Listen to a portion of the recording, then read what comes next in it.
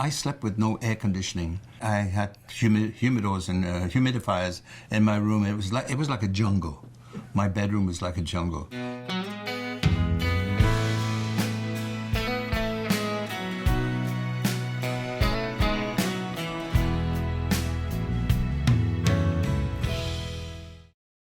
Yeah, in the early years, you know, we used to have a wonderful time because not only do you do your own show, but after your 2 shows that night, you would entertain your guests backstage, and then family and friends, we'd take off and go and see a lounge show, you know, and you'd see people like Don Rickles and Louis Prima, whom I adored his music because it was so much fun, you know, and he had so much pizzazz in his show, you know. So you learn a lot from watching these old-time pros, you know. As I said earlier on, you know, if you're going to steal something, try to steal from the best, you know. Although they were in the lounge, they were very, very professional, you know. Being in the lounge, usually people who in show business who go to Vegas, they start in the lounge and they woke up to the big room, you know. I was very fortunate. I went straight into the big room, you know, because of my wonderful Release Me record. But we used to go and see all these fantastic performers over there at 2 o'clock, 3 o'clock in the morning. We'd be watching somebody else work, you know. If you go into Don Rickles' performance, and if he picks on you, you know, it was something. It was really something. And of course, I was a perfect subject for him because of not only about my name that he played havoc with, but with my cologne. He says, I can tell Humperdinck's in the house. I could smell his cologne. You know, he bathes in it, don't you? You know, and that sort of thing, you know. But it was wonderful. You got very little sleep in Las Vegas because of the kind of life it was in that particular. And believe me, I slept with no air conditioning. I had humidors and humidifiers in my room. It was like a jungle. My bedroom was like a jungle.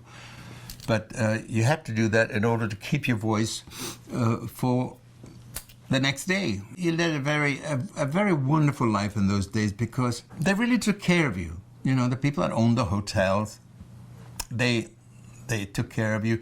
You go into your dressing room and the entire bar was stocked, so you had no problems about buying booze or anything like that. They always stocked it for the artist, you know, and in the daytime they would provide a boat on Lake Mead so you can go out and ski or just have a picnic on the boat and then come back for your shows at night. It was so wonderful, you know, so you could take your friends out there and do that. Doesn't happen in today's world. No, it's gone now. Those wonderful days are gone. But I think I had the best times in Las Vegas in the early years. You know, you can't beat Vegas for entertainment because it's the capital entertainment city of the world, and it holds the biggest artists. And you know, Vegas is Vegas, and always will have a name.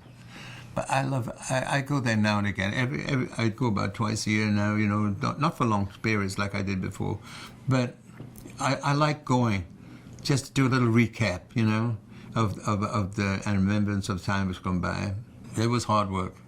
It was hard work, but a joyous at the same time. You know, you have to learn how to cope with hard work. Do 2 shows a night, 56 shows in a row for 1 month, you know, and still survive. You know, we did 300 and something shows a year, you know.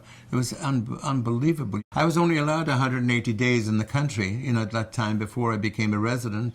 And so therefore my time was limited. And every time I worked in America, when I'd finished, I had to leave the country. So I'd go to places like Acapulco and Barbados and wherever, take my band with me and split, you know, and then come back and do another few gigs over here. So it was a lot of traveling for me and for my family. In the early years, it was quite hard on my children and you know, my wife, you know, being away from them for such a long time. But a lot of the times I took them with me to these places. There's no change from a Las Vegas show to a regular show, not as far as I was concerned, you know, because once I planted my ideas of the show for that particular year, that stood fast for any place in the world I went to, because you couldn't keep changing your show. It's impossible. Same show. Same show. People think because you go to Vegas, you have to glitz it up a little bit. No. I did my same show in Vegas as I did every place else in the world. And you know, I've been around the world several times, and it's just wonderful to know that that one song was capable of affording me the luxury on my passport to the world of music around the world. I try to be the best I can and try to understand. Angel on my shoulder, the earth beneath my feet. I'm a lucky, lucky man.